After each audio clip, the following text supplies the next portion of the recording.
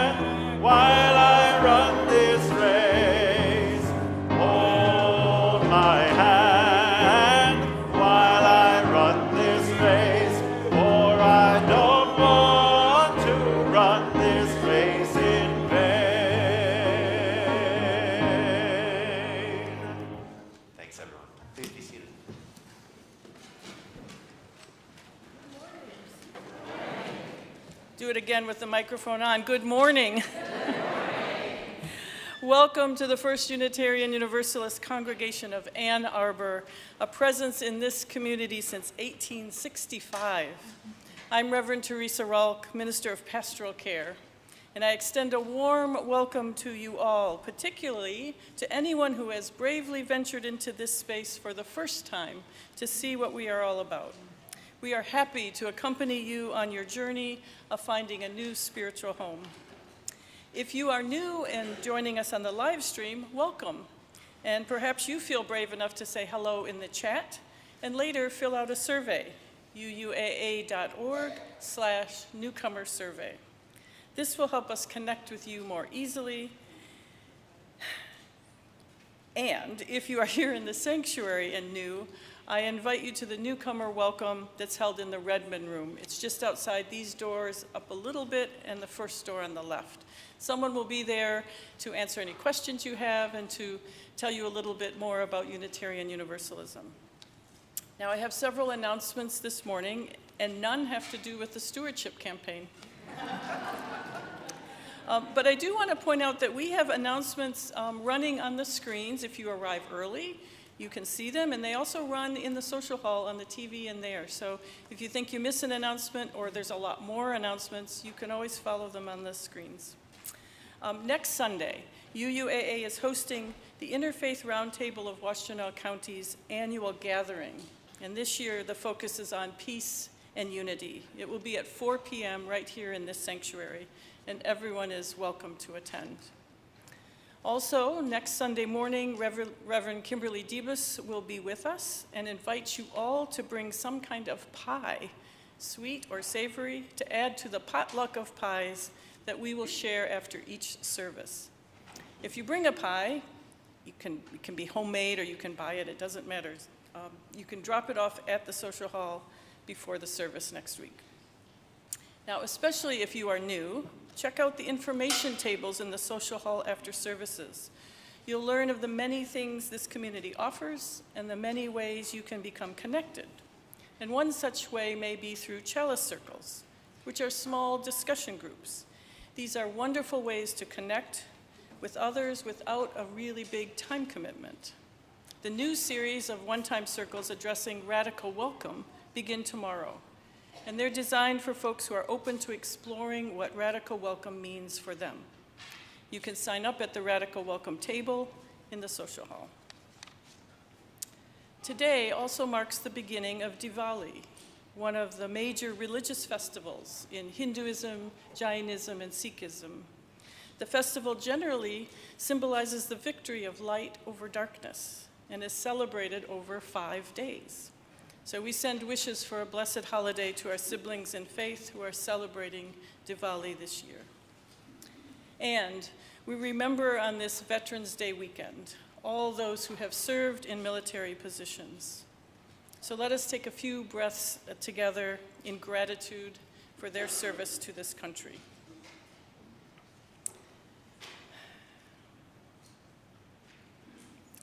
And as we open up this space, I invite you to open your mind and your hearts to be ready to receive the gift of stories from our friends and congregants who have just returned from a recent pilgrimage.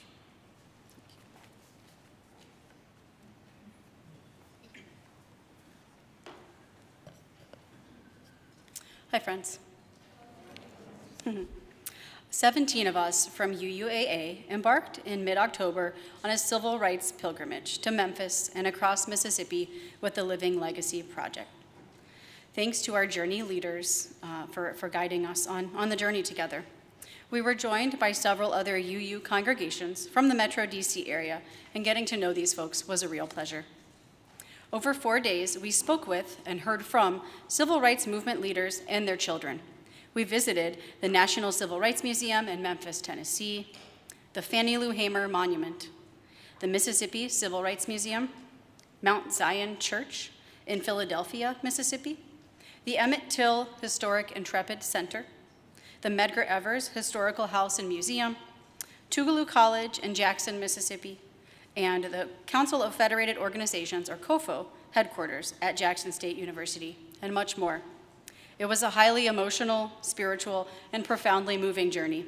At the outset of our time together, we were encouraged to put down our phones, unplug from emails and work, and try to tune in to each other and the experience, despite all the chaos that was unfolding in the world around us.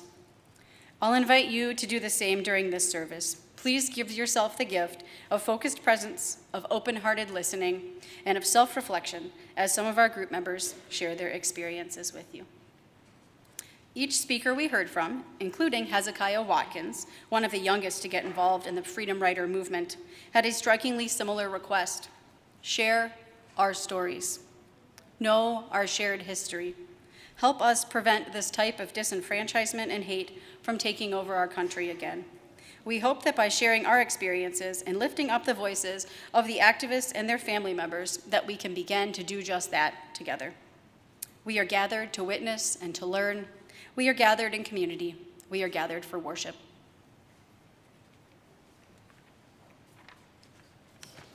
Good morning. We are Larry and Sue Schweinhart. We're honored this Sunday to help lead our congregation in lighting the chalice together and reciting the covenant. We were both part of the UUAA group that participated in the civil rights course with Reverend Manish and participated in the pilgrimage. During the course and our journey, we were called again and again to get uncomfortable, to show up regardless, and to build and shape the community and world we wish to live in. This Sunday, Milo and Isaac will join us in lighting our community's chalice. As we physically light our chalice in the sanctuary this morning, we invite our online community members to light your own chalice at home.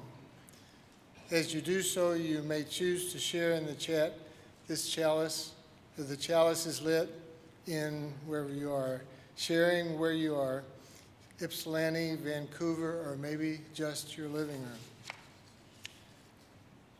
As we light this chalice, let its flame remind us of all whose hearts burn with a passion for justice and freedom.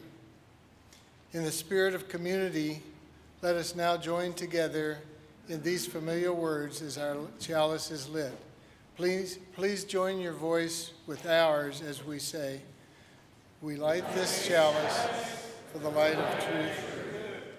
We light this chalice for the warmth of love.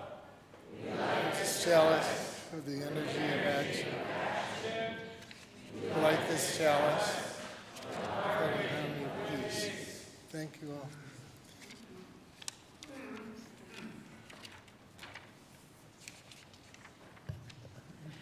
Another way we are reminded of our commitment to be in our healthy relationship with one another are the words of our community's covenant.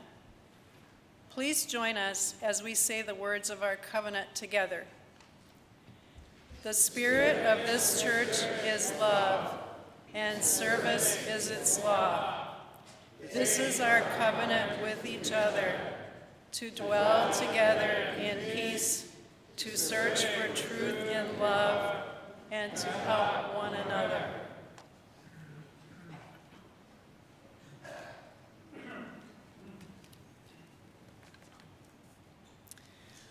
So of the kids who are here, are any of you 5 or 6 years old?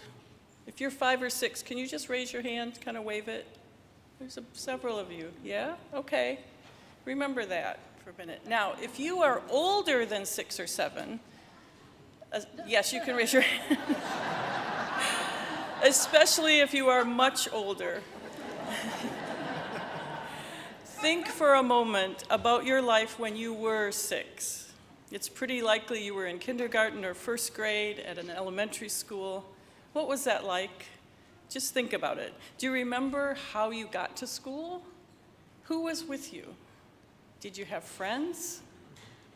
Today's story is about a very special girl's experience when she was 6. Her name is Ruby Bridges. And you may have heard other people tell her story because it's an important story in the struggle for civil rights. But today, you will hear her story from her perspective. When she grew up, she became a writer, and she wrote this story about herself.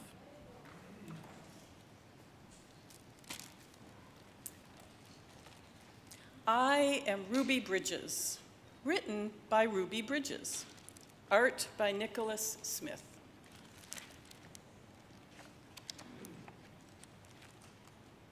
I am Ruby Bridges. When I grow up, my work will be precious. I will be a bridge. I will bridge the gap between black and white, and hopefully between all people. I suppose some things in life are just meant to be. 1960. Before I started school, I wasn't thinking about who I would be when I grew up. What I was thinking about was how much I didn't even like my name. I thought Ruby was a name for little old ladies. It was much too old for someone my age. After all, I was only just turning 6.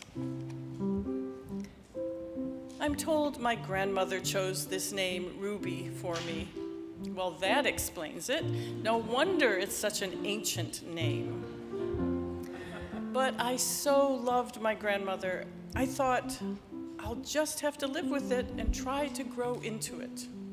Surely I didn't want to hurt her feelings. So there I was, almost 6, born in 1954. I'm told that was a very important year because of the landmark case, Brown versus Board of Education. That was when the court banned segregation in schools. But all I knew then was my old name was Ruby Bridges. Oh boy, what's next? What a way to start school. Oh well, how bad can it be? I thought. It's not like I'll be the first Ruby in the world, just the youngest one. So, off to school I go. It's a regular school with lots of other kids to play with. I make new best friends, even my teacher is nice, and it's not hard at all. Surprisingly, it's easier than I thought it would be. I get lots of gold stars every day. Life couldn't be better. Then, just as things are going really well for me, surprise, I find out my parents have decided I am switching schools. To a better school, they say, with better opportunities. But first, I must take a test to get in. What are opportunities, anyway? I thought. And why do I need them? Especially if a test comes with them. But then I thought, I I'm already getting gold stars, so how hard can it be? Besides, there's no turning back now. It's what my parents want for me. And guess what? Another gold star. I passed the test. Can you believe it? How lucky can an almost 6-year-old with an old name like Ruby be? I was about to find out because my mom said I would be starting a brand new school the next morning and I had better behave. First day. No more walking to school with my best friends. There are 4 very tall men at the door to drive me to school, and they're white men. Who in the world are they? And who told them I needed a ride to school anyway? Federal marshals, they tell me, sent by the President of the United States. Federal marshals sent just for me? Wow, that must have been a very special test that I passed because they said I'm the first. The first what? I thought. I didn't find out what being the first really meant until the day I arrived at this new school. Those 4 very tall white men, they escort me into the building past lots of screaming white people who line the streets outside the school. It really looks like Mardi Gras to me, but they aren't throwing any beads. What's Mardi Gras without beads? Once I get inside, I meet the new principal, and she is white too. I wasn't taken to my new classroom until the next day. Second day. When I arrive at my classroom, my new teacher opens the door and greets me. Hi, I'm Mrs. Henry, your teacher. Come in and take a seat, she says. And aren't I surprised because she is also white. I never had a white teacher before. And the biggest surprise of all, I am the only kid in the class. I didn't see any other kids at all, not one. That test must have been a lot harder than I thought. Why am I the only kid in my class? Not to mention the only kid in the whole school. And why don't I see anyone who looks like me? And then that's when it hits me. I am not just the only kid, I'm the only black person here. I thought, maybe I am the first black kid in this school. So that's what they meant about me being the first. Finally, it all makes sense. Me, 6-year-old Ruby, the first black kid to go to this school, William France Elementary, a white school. When I asked my mom, she said, yes, it was an all-white school until the laws changed, when Brown versus Board of Education won their case in the Supreme Court. Now, all black kids can go to any school they like alongside white kids. I, Ruby, being the first, helped to make that possible. And that's a good thing for black kids, for white kids too. Well, for all kids, once they finally get here. I just want to know one thing. When are they coming? Because I know they are just like me. Who cares what colors we are? I'm just happy Brown versus Board made it right. School is just school, and kids are just kids. I'm sure they'll all show up soon enough. I can't wait. I guess being 6 with an old name like Ruby isn't so bad after all. I suppose some things in life are meant to be. I am Ruby Bridges, the first.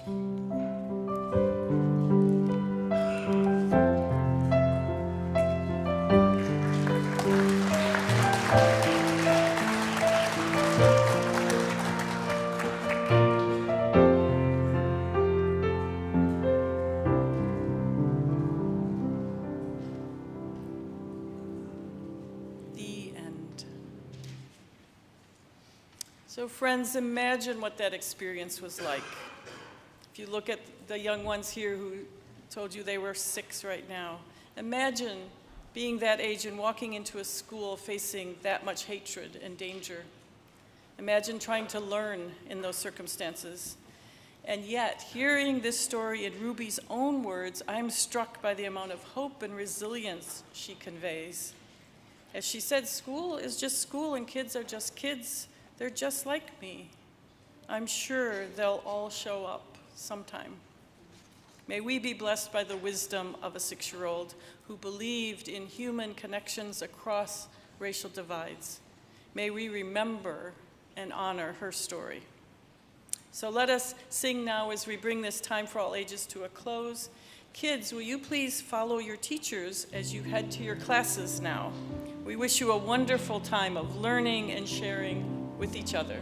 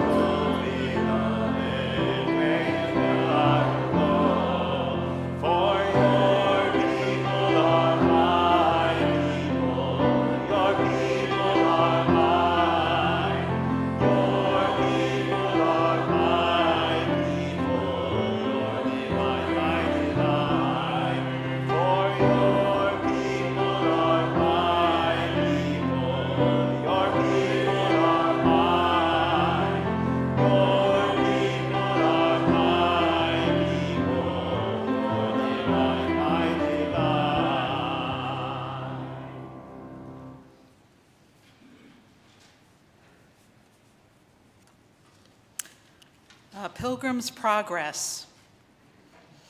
It begins with curiosity, the desire to explore new territory, to hear the stories of those who were there or knew those who were. We tread softly, wary of disturbing the dirt, stirring the ghosts of those who walked the same earth. They do not lie and did not die in repose. How do we honor them respectfully?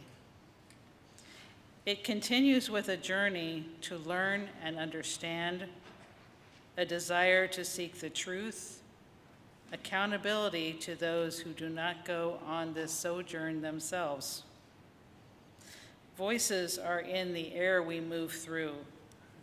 As we wander, we wonder, how can we know their suffering at the hands of hatred? What it took to put their lives on the line so others could be free to travel the land planted with their bodies. We pilgrims are strangers in a strange land. We won't be killed because we don't know the culture.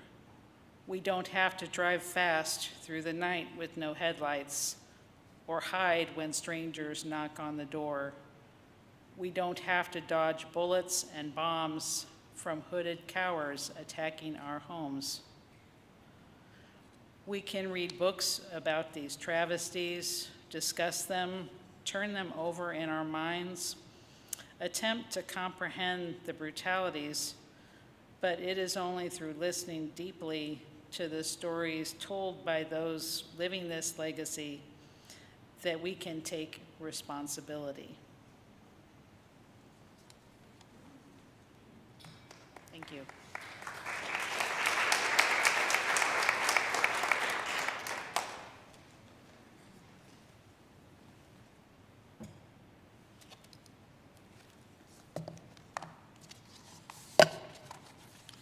Good morning, good afternoon.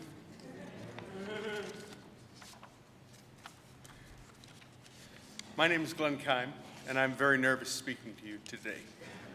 This is well outside my comfort zone. I was not prepared. In my mind, I was planning to become better educated during our tour, and I expected to do some emotional work afterward. Boy, was I wrong. At our first meeting, one of our great Living Legacy project leaders informed us we were on a pilgrimage, not a tour. Wait, I'd never been on a pilgrimage. I needed to understand what this meant. So I started with definitions. Tour, a journey for pleasure or for education, in which several different places are visited.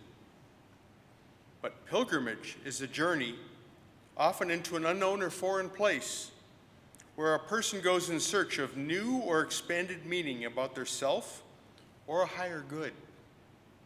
And through the experience, it can lead to a personal transformation, after which the pilgrim goes back to their normal life. A tour sounds nice, with an option to get more out of it. A pilgrimage requires a commitment to engage, both emotionally and spiritually. Reflecting on how to be a pilgrim helped me prepare to better handle the raw emotions I would soon feel. It helped a lot, but it wasn't enough. I ended each day emotionally spent, experiencing the brutality, the resilience of Mississippi's civil rights history. I still need more time to keep working through all I have learned and all I have felt. Singing the songs of the movement, guided by our two great song leaders, helped me begin to process and share my emotions through both Jubilee and sorrow songs. Jubilee to share in the joy and determination. Sorrow to share in the deep sadness. Stories such as the brutal murder of 14-year-old Emmett Till. Emmett was the same age as my daughter when he was murdered. Learning more about Emmett and the courage and determination his mother had to share his story openly really struck a chord. I know what it's like to lose a son, but I can't imagine her pain in losing him so brutally. My first post-pilgrimage action is to find out how I can help local voting efforts, starting with the League of Women Voters. This is the least I can do to honor those who gave their lives to the movement. As Vernon Dahmer, civil rights activists like to say, if you don't vote, you don't count. As for my transformation, that work is still in progress. Thank you.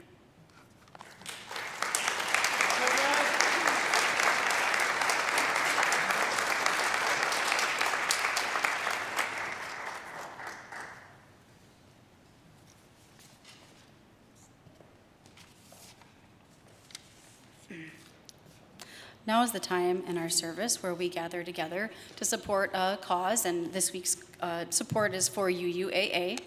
I invite you to join us in one of several ways that you can support UUAA today. If you're here in person, you can drop cash or check in the baskets as they are passed. If you are interested in a more digital experience, you can text UUAA to 73256. Luckily, that's also on the slide behind me. Or visit us online at uuaa.org/giving and select weekly offering. In whatever manner you decide to give, we thank you for your financial generosity and your commitment to making our congregation in Washtenaw County a better place for all. I would now like to invite our ushers forward as we gratefully receive today's offering.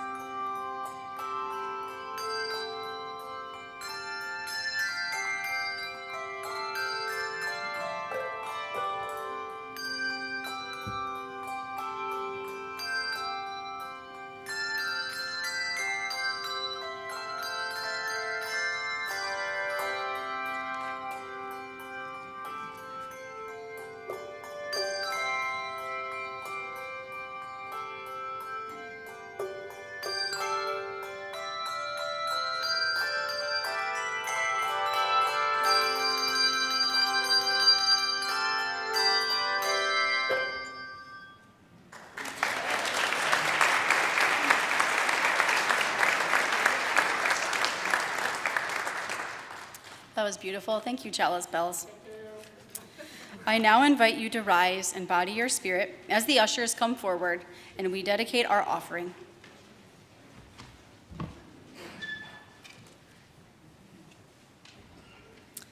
Please join me in saying, "To the work of this congregation, which is weaving a tapestry of love and action, we dedicate our lives and these, our offerings."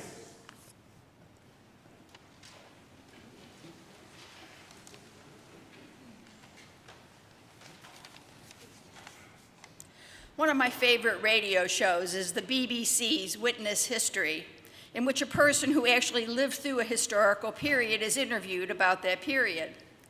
The episodes are often poignant, powerful, and frequently unforgettable. My recent experience on the Living Legacy Civil Rights Pilgrimage in Tennessee and Mississippi last month with many of my fellow UU friends provided us all with several witness history stories. One of the most moving for me was the presentation of Jewel McDonald at Mount Zion Church in Philadelphia, Mississippi. Mrs. McDonald, an elderly woman in a wheelchair now, described to us the night in 1964 in which her mom and her brother and other congregants of the Mount Zion Church were waylaid by members of the Ku Klux Klan after an evening meeting at the church. Her mother was badly beaten around her head, and her clavicle was broken by the thugs, who she reported to her family after the attack had military-style guns. After the attack, she was reluctant to seek treatment because she really did not know who she could trust to take care of her. And what if one of the medical professionals she went to see was a member of the Klan? Mrs. McDonald was only a high school student in the summer of 1964, as I was, when all of these events transpired. I could identify with her fear and anger in learning about the attack on her family. Shortly after the attack, Mount Zion Church was burned to the ground by arsonists. It was one of 20 African American churches burned during that period. The church had recently committed to host a freedom school at their location that summer to educate African American children in the area and support Black voter registration efforts. 3 members of the Freedom Riders who were in the area working on voter registration set out to investigate the burning and to visit the community after the church burning. Those young men were James Chaney, Andrew Goodman, and Mickey Schwerner. They disappeared and were never seen alive by their friends or families again. Their disappearance was the basis for much investigation, and their bodies were finally found weeks later, buried in the banks of an earthen dam. The brave members of the Mount Zion congregation rebuilt their church and continued their work on voter registration. A monument to the 3 young Freedom Riders is prominent near the front entrance of the church, and the sacrifice of Chaney, Goodman, and Schwerner has not been forgotten. Mrs. Jewel McDonald and the other members of Mount Zion Church in Philadelphia, Mississippi, have been inspirational in their perseverance and resilience and shown us what it really is like to put one foot ahead of the other and lead with love. They continue to be important witnesses of history. Thank you.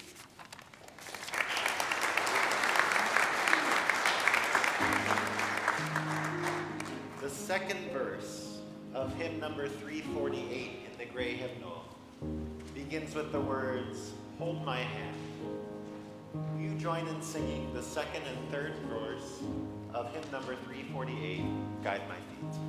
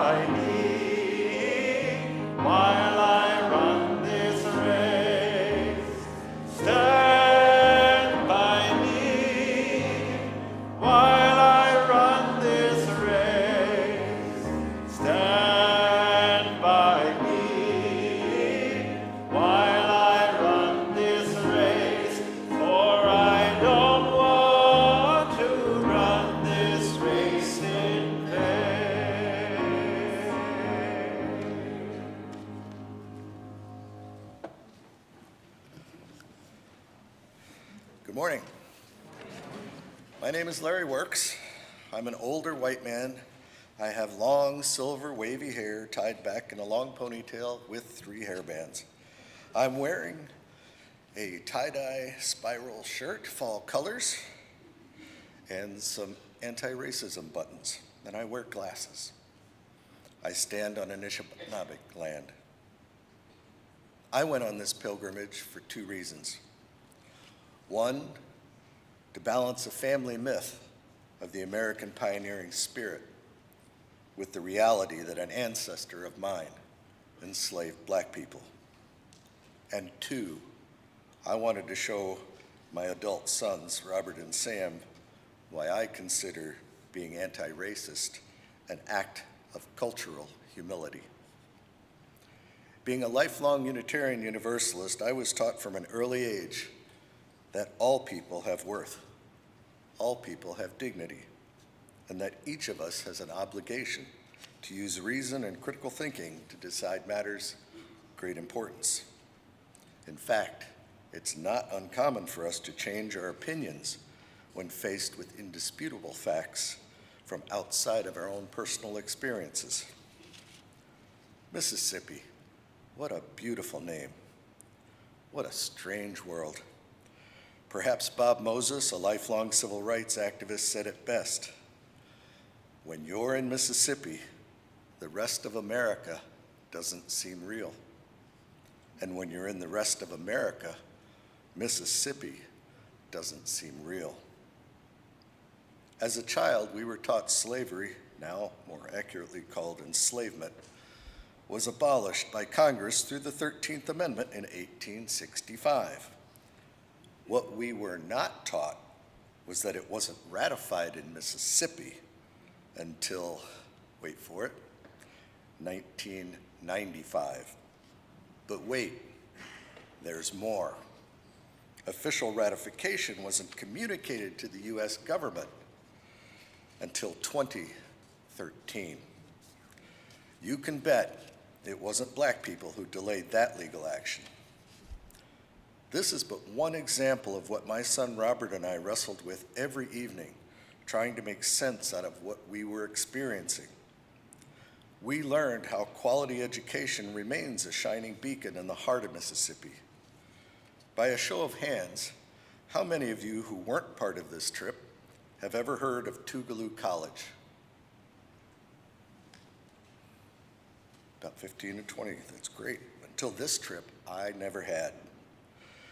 Tougaloo was created in 1869 for the education of free slaves. It has since become a safe haven for activists fighting for dignity, equality, and justice. Dr. Daphne Chamberlain, Vice President for Strategic Initiatives and Social Justice, spoke with us inside the Woodworth Chapel. The chapel is the symbolic home of Mississippi's civil rights movement. It has hosted Dr. Martin Luther King, Jr., Fannie Lou Hamer, Medgar Evers, Robert Kennedy, among many others. She shared with us the story of the Tougaloo nine students who were one of the first groups of students to hold a sit-in protest for civil rights, as blacks were not allowed to use the all-white Jackson Main Library in Jackson, Mississippi. They were protesting for desegregation. The nine, Meredith Coleman Anding Jr., James Cleo Bradford, Alfred Lee Cook, Geraldine Edwards, Janice Jackson, Joseph Jackson Jr., Albert Earl Lassiter, Evelyn Pierce, and Ethel Sawyer were members of the Jackson Youth Council of the NAACP. Medgar Evers, who later would be murdered, trained the Tougaloo line for the sit-in protest. Found guilty of breach of peace, they were each sentenced to 30 days in jail and fined $100. Their sentences were suspended on the condition there would be no further protests. There were none. The Tougaloo Nine's actions led the NAACP to file a class action lawsuit on January 12, 1962, against the Jackson Public Library, calling for its integration. In June 1962, U.S. District Court Judge William Harold Cox ordered the library to desegregate. Although the Tougaloo Nine episode was one of the first desegregation victories in the 1960s civil rights campaign in Mississippi, the story was largely ignored at the time. In fact, it wasn't until August 17th, 2017, that a historical marker for Tougaloo College was placed describing their actions. We learned that 30% of the black lawyers in Mississippi graduated from Tougaloo College, and that 40% of the black doctors did too. I have never felt so disconnected from my country as I did while traveling through Mississippi. my son Robert, a real fan of anime, horror films, Greek myths, and monsters, was reflecting on what he had just seen in the Emmett Till Intrepid Center when he said to me, "Dad, now I know there are worse monsters than I'd ever imagined." Most UUs, because we are majority white, can't experience what it's like to live while black in the United States. No, it's never easy. Accept the truth of those who dare to trust you by sharing their own experiences. And then, no matter how it feels, find the courage to lean in with love and make our community stronger and more welcoming. There's a shorter way of saying the same thing that's much easier to remember. Melanie, DeMore, one of our wonderful singers, shared with us that when friends, including her white friends, called following George Floyd's murder to ask her, "What can I do?" she said, "Stand up, shut up, step up, stand up, shut up, step up." When you become aware of harmful acts against Black, Indigenous people of color, do not sit on your hands expecting someone else to fix it. As one of our Black speakers shared with us, evil never goes away. It just changes form. So I ask you, what are we willing to do to fight injustices against Black, Indigenous people of color? Thank you very much.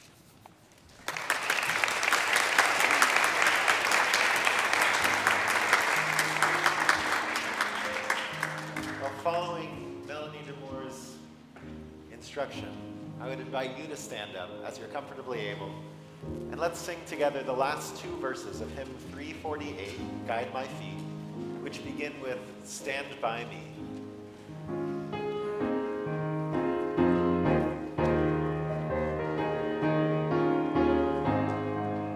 Stand by me.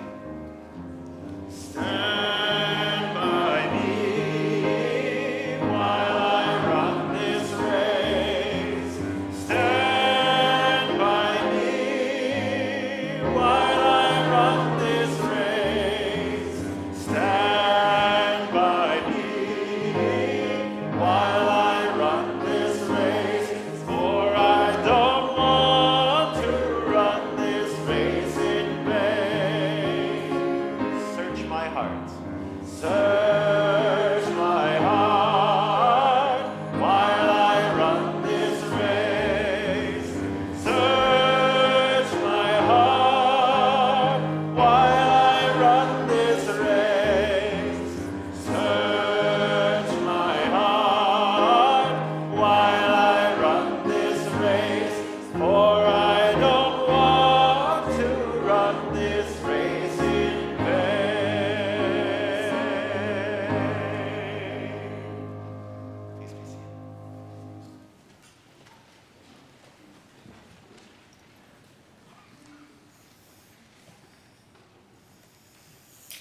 I knew that this journey would be moving and powerful and profoundly difficult and inspirational all at once. What I didn't know were the details or the stories or the things that would really get me right in the feels. I could not have predicted how a couple of the speakers' thoughts have stuck with me, one for being profoundly comfortable and the other for being profoundly uncomfortable. This should no longer shock me, but somehow my brain continues to be surprised about all the things I never learned about in school or anywhere else while I was growing up. There was so much history I had no idea about, and the more I learn that I don't know the faintest thing. COFO was one of those things, and so was the murder of James Chaney. Established in 1961, COFO was an umbrella organization that united several groups involved in the civil rights campaign in Mississippi between '63 and '65. Serving as an organization behind the civil rights movement, COFO was involved in Mississippi's voter registration and public accommodations desegregation campaigns. COFO existed for only a short time, but its building still operates both as a center to educate about its history and one to foster present-day leaders and community. We met with Arami, the young director there, who was generous in sharing the story of the organization, the way that it lives on, and in answering our questions, often from the perspective of the COFO organizers that she has come to know. I was super intrigued about her description of the organization being able to bring together organizations that had quite different organizing philosophies. The Southern Christian Leadership Conference and the NAACP, on one hand, both primarily worked to create change from within existing systems. And the Student Nonviolent Coordinating Committee, or SNCC, worked to create change through direct action and through upsetting the status quo.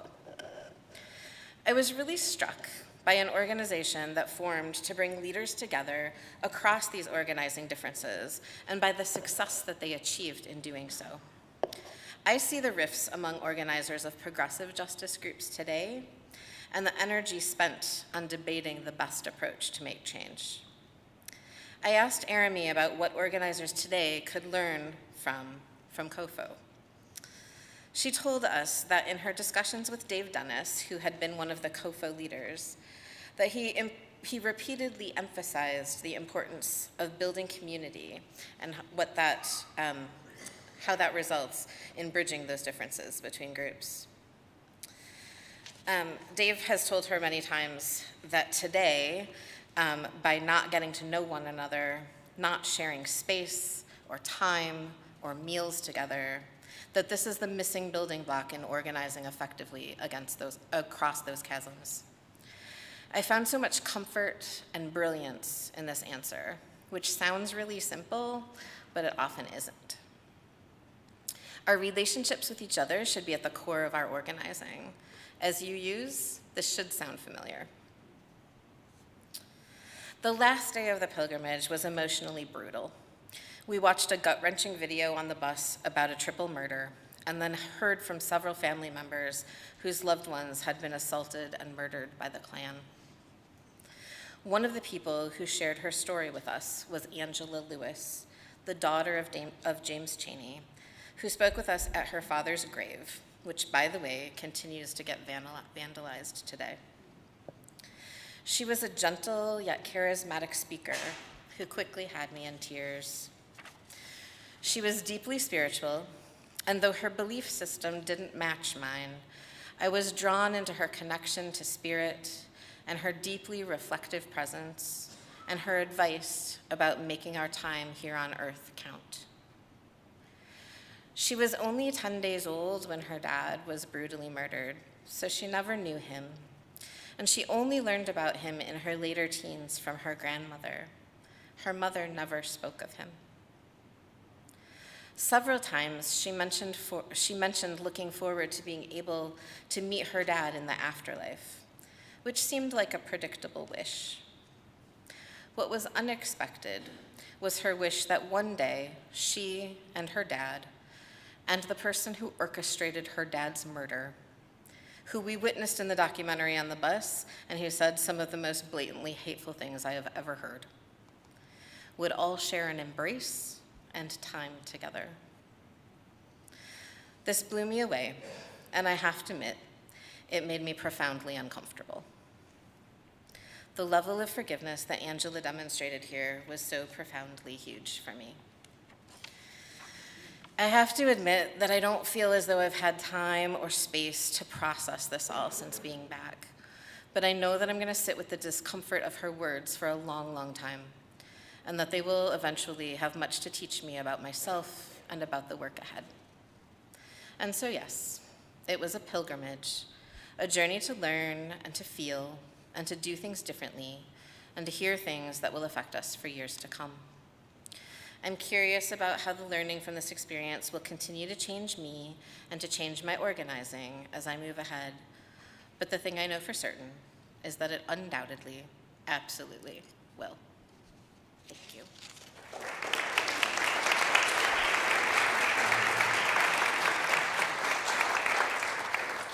I invite you to rise in body or spirit one last time in this morning's service.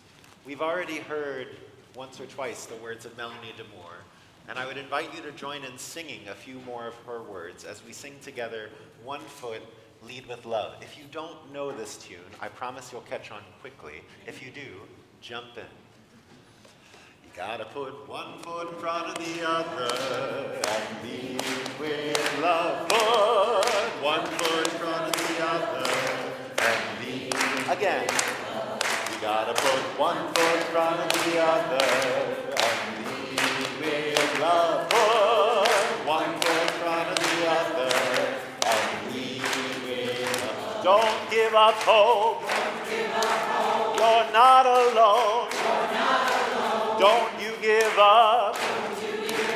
Keep moving on. You gotta put one foot in front of the other and lead with love. Put one foot in front of the other and lead.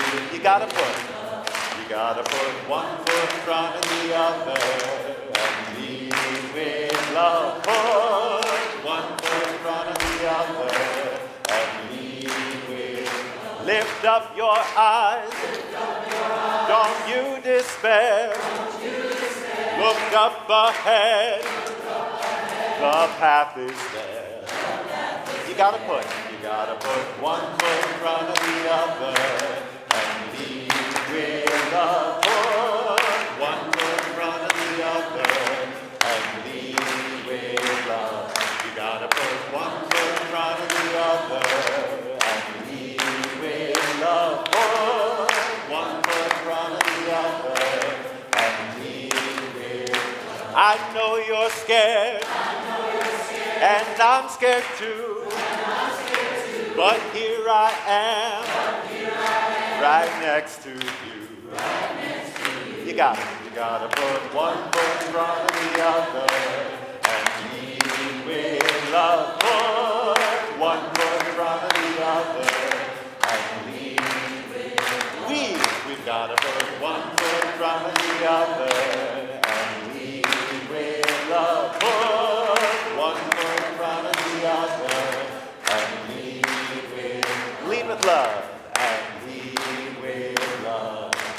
And lead with love.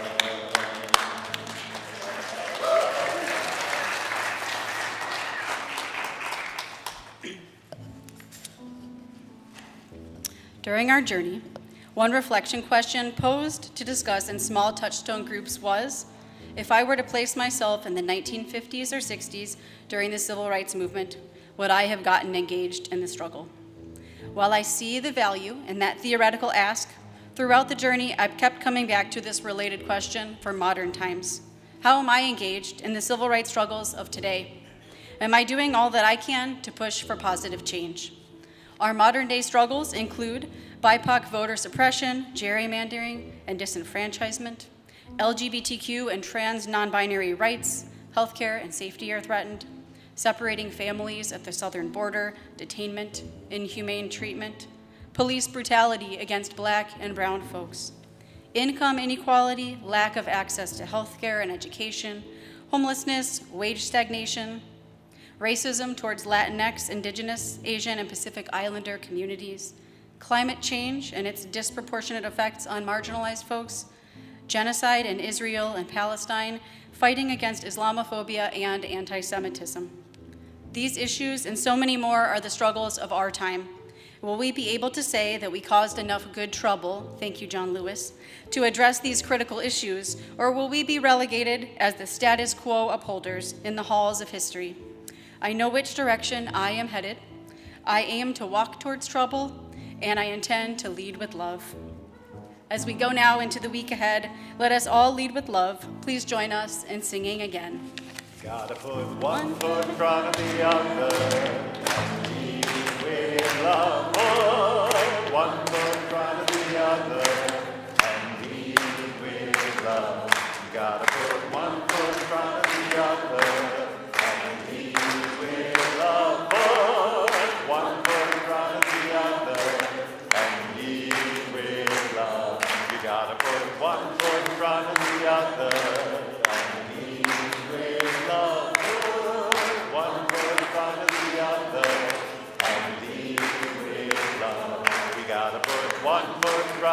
the other, and lead with love. Put one foot